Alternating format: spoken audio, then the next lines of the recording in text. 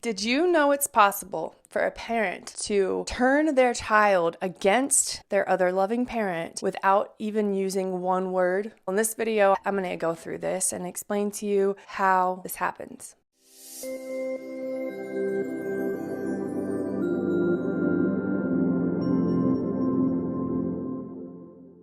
Hi, my name is Maddie. Welcome. If you're new here, or welcome back. Here is the Anti-Alienation Project, and I talk about all things related to parental alienation. What is parental alienation, you might be wondering? This is a form of severe child psychological abuse that I went through for 20 years, starting at the age of 9. It happens when one really angry, hurt parent, usually during a custody dispute or a divorce, but not always, goes on an obsessive rampage to manipulate their child to reject their other loving parent without true justification. This is a really spiteful, angry, often personality disordered individual who is determined at all costs to destroy their child's relationship with their other parent. It can involve telling the child a bunch of lies, making false accusations involving family court or even criminal courts.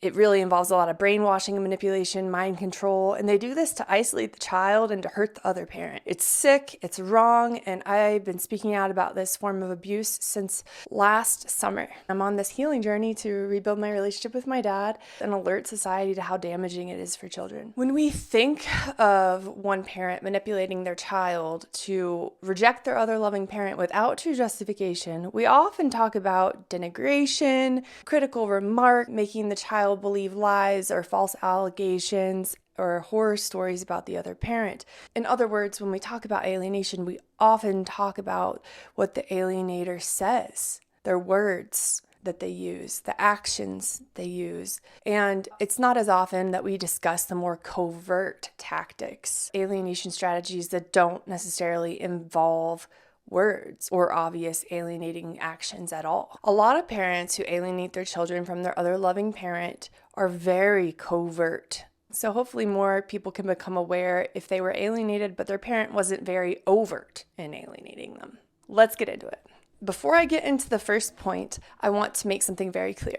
More often than not, I would venture to say most of the time, alienators have a pattern of enmeshment with their children, and they will create codependent children. And what does this mean? This means that if you're in your room with your alienator, and I'm speaking from personal experience here, so if I was in the room with my mom, I wasn't focused on my own thoughts and my own feelings, my own experience in the world. I was focused on her entirely. Every moment of the day, if she was with me, and sometimes even if she wasn't with me, and I just knew what she was going through emotionally, I would be focused on her.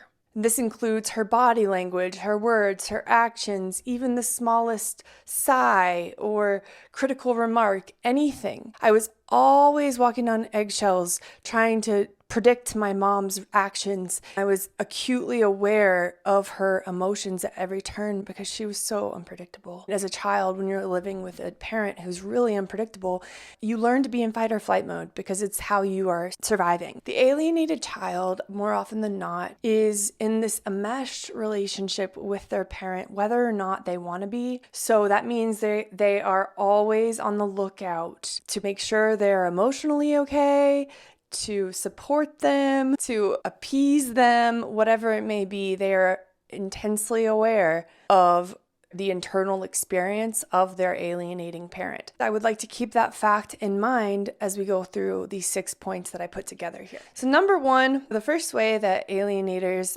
alienate their children without using a single word would be through their body language. Simple as that. Body language gives you evidence of what is going on in their head and what might be coming at you next, so you can prepare, so you can survive. First of all, they will use tears and sadness. Tears and sadness are used as part of a victimization strategy so that the parent gets their child to feel bad for them and pity them. In that way, their child will feel bad for their alienator parent and try to comfort them. At the same time, will withdraw from their targeted parent. For example, my mom would often cry about how hurt she was or how depressed she was. And when you do that with your child, in front of your child, and want them to comfort you emotionally, them to validate you emotionally, what happens to the child? The child naturally feels bad for their parent who is crying, wants to comfort the parent who's crying, wants to make it okay. At the same time, they will start to feel frustrated or even resentful or angry towards their targeted parent, who they're made to believe has caused the sadness in their alienating parent. This is so destructive because the kid instantly feels pity and sadness for parent number one, the alienator, and feels frustration and anger towards parent number two, the targeted parent. Because the child has been put in this parentified role as well, they have this extra layer of frustration towards their targeted parent, making their alienator sad or unhappy because, well, dang, now it's my job to take care of my parent. Thanks a lot. You upset my other parent. Now I have to take care of them. Very inappropriate to use sadness, tears, and the victim mentality to manipulate your child. It's just sick. They often use hysterics to induce fear in their child. My mom did this, definitely. And they do this by example. So a lot of the emotions they show around the targeted parent or when talking about the targeted parent tells the child that if my one parent is terrified of my other parent, I should be terrified of them too. That's the message that is given to the child. Let's not get it twisted. I really don't believe that my mom is afraid of my dad. I don't. Or even in the past, I truly do not believe that she was ever afraid of my dad. So people need to keep in mind that displays of emotion do not necessarily equal genuine emotions. The third thing that comes to mind for me when we're talking about body language would be anger. Displays of anger can be extremely covert and subtle, such as scowling or a look of disapproval. And sometimes that's all it takes for the child to snap back in line and know that they need to withdraw from their targeted parent. They need to make their alienator parent happy. How else might a parent alienate a child without using a single word? Number 2, microexpressions. What are microexpressions? If you aren't aware, microexpressions are facial expressions that occur within a tiny fraction of a second. Microexpressions are involuntary. You can't control them. What they mean in this context, they are emotional leakages that expose a person's true emotions. Because with these covert alienators, they are often very intelligent, very masterful, very manipulative, very dangerous. They can hide behind a mask really well, more effectively than the overt type of alienators. But even the most skilled covert alienator will have slip-ups because they have these micro expressions that reveal their true feelings, their true character beneath the facade. Micro expressions, when we're talking about alienating parents, reveal their true selves. And if you're a targeted parent listening, just think of times where you saw the true self of your ex. Moments perhaps of fear or rage. This is scary for other adults to witness. Imagine how scary it is for a child. When it comes to a child who has been alienated, micro expressions are like a little whip that keeps the kids in line without having to say even one word. Imagine your targeted parent is coming into your house to pick you up for the custody exchange. Your alienating parent is saying all the right things and appears to be encouraging you to go with your targeted parent. But there is 1 second, which most people might miss if they're not paying really close attention. 1 second where the parent has a micro expression that reveals their true feelings about you going with your targeted parent. It could be a scowl. It could be a look of disapproval. It could be anything, but it gives them away to the child. That micro expression serves as a threat to the child that says, even though I seem to be encouraging you to go with your other parent, I'm going to be upset if you do. You're going to have to deal with me later when you get home behind the closed doors. Number 3, you could probably guess this if you think about it long enough. Number 3 is obvious to me, but maybe not everybody, and that is positive and negative reinforcements. So let's talk about punishments and rewards. Let's start with punishments. Alienating parents will withhold resources from their children as a means to punish their children or even deter their children from going with the other parent. This can look like withholding money, gifts, trips, time spent together, cars, privileges, like going with friends or going with a significant other on a trip, if you go with your targeted parent, or even if you express happiness around them or a desire to see your other parent. And this can be done so covertly that the child is often unable to make the correlation between the punishment and their other parent. I'll give you an example of this. Say a child goes with their targeted parent. Here's a punishment that could easily happen. They get home from their targeted parent's house and they get in the home back with their alienator. Their alienator usually does one or two things.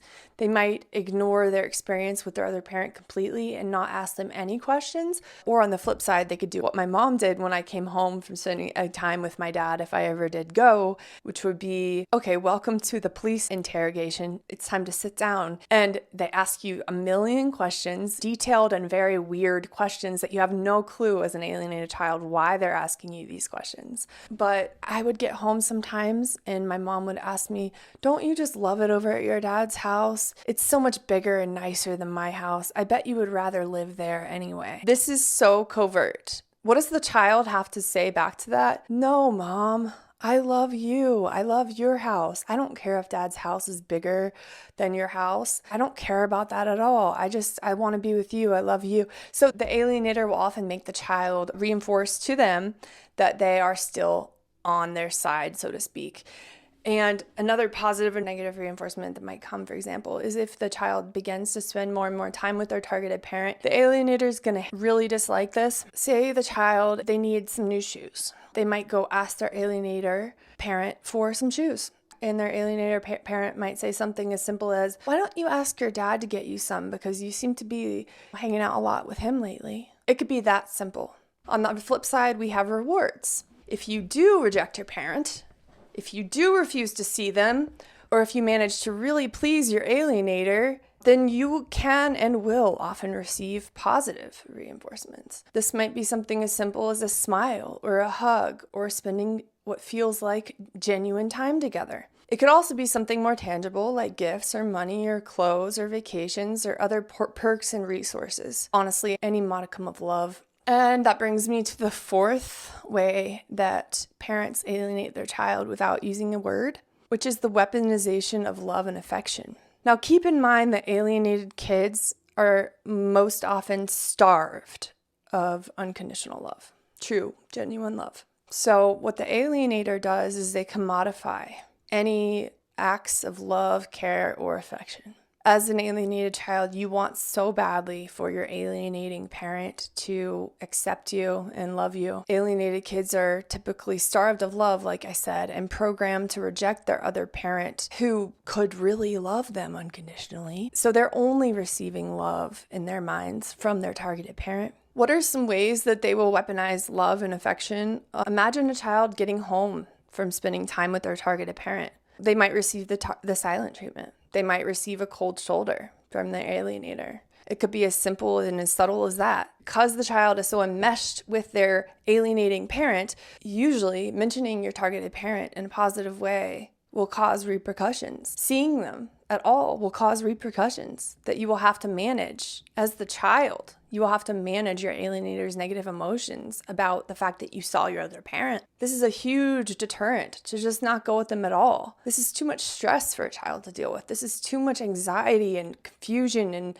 upheaval for a child to have to deal with. The fifth way that they accomplish alienation without a word is to use other people and other relationships. What do I mean by this? Being master manipulators, especially these covert types, alienators can and will warp not only the child's perception of their targeted parent, themselves, and the world around them. The alienator will also warp and control other people in that child's life and their perceptions of the targeted parent. This can and often includes family, aunts, uncles, grandparents, sisters, brothers, step-parents, step-siblings. The list goes on. It can include friends. It can even include other people in the child's lives like doctors, therapists, teachers, guardian ad litems. By fooling so many other people in the child's life, the alienator is able to further reinforce the false perception as real and true in the child's mind. There's power in numbers.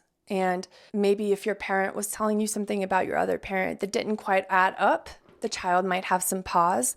But suddenly, if you have the grandparents and the aunts and the uncles and the teachers and the doctors all reinforcing this odd belief or scary belief about your other parent, the child, honest to God, has no recourse but to accept it as true. If everybody believes the sky is blue, the sky is blue. It really is as simple as that in the child's mind. In my own life, I can reflect and see how this played out for me. Hearing horror stories about how bad my dad was from my mom's mom, my grandma, my aunts and uncles on that side who were also fooled for a long time by my mom, even my mom's friends, even therapists, doctors. It seemed like the whole world also believed these things about my dad, except my brothers, ironically enough. And in my head, if not only my mom believed this, but my grandma, my aunts, my uncles, my mom's friends, the priests, the therapists, the doctors, everyone believes my dad is this monster. Gosh, it must be true. Finally, number 6 is custodial interference. Custodial interference involves taking over and controlling any or all time the targeted parent has with the child. One way they do this is they convince the child they have the right to not go with their other parent. This enables the child to believe it's their own decision and believe that they have the same footing as their parents. They can determine if they want a relationship with their other parent. What I always heard was my mom would tell my dad, "What? I can't make her go." But the thing is, you can. You make your kids go to school when they don't want to go.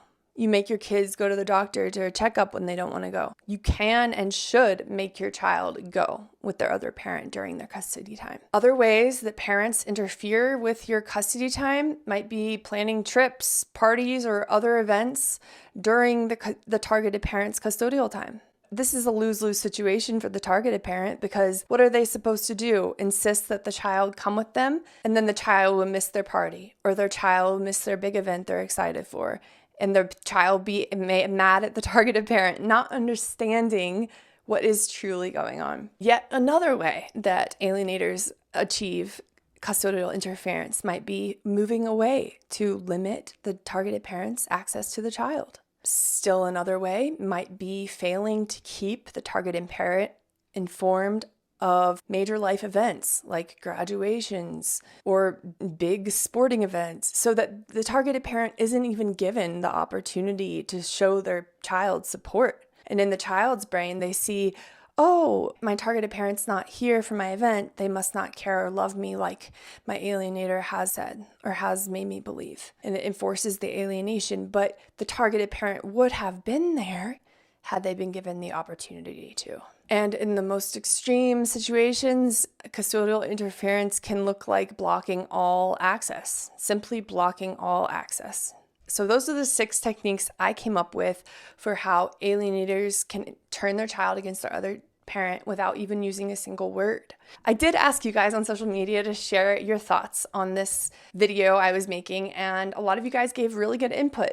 Someone said, "I went to put my arm around my daughter for a graduation picture with my ex holding the phone for a photo, and my daughter told me not to touch her. And my ex just smiled and laughed instead of telling her that's not a way you should talk to your father. She reinforced her behaviors without saying a word." That would go under body language. Yeah, smiling and laughing if your child rejects you. That is sick.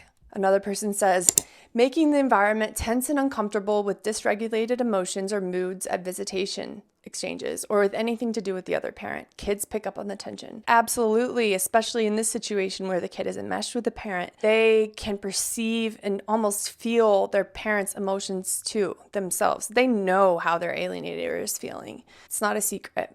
Someone else says, refusing to make eye contact with the targeted parent, refusing to hand things to the outstretched hands of the targeted parent, eye rolling, grunting, turning your back towards the targeted parent. Another person also says manipulation through energy is huge. Yeah, like I said, those micro expressions can just whip a child back into line. Only showing affection or attention when the child talks badly about the other parent, blocking all access, restricting parenting time, displays of depression or sadness when the child returns from a good time with the other parent. Absolutely. That's the end of this video. I hope you found it helpful or insightful in some way. If you've been affected by parental alienation, I would love to hear from you. Please leave in the comments your thoughts on this topic. What strategies, tactics have you observed that involves alienating a child without using one word? Is this video helpful? Are these strategies that you could have guessed, or was any of this surprising to you? If you have enjoyed this video, please give it a like as always and subscribe to my channel. Make sure you hit the notification bell so you know when I release new videos. Sign up for our newsletter in the description box if you haven't done so, and I'll see you in the next one. Bye.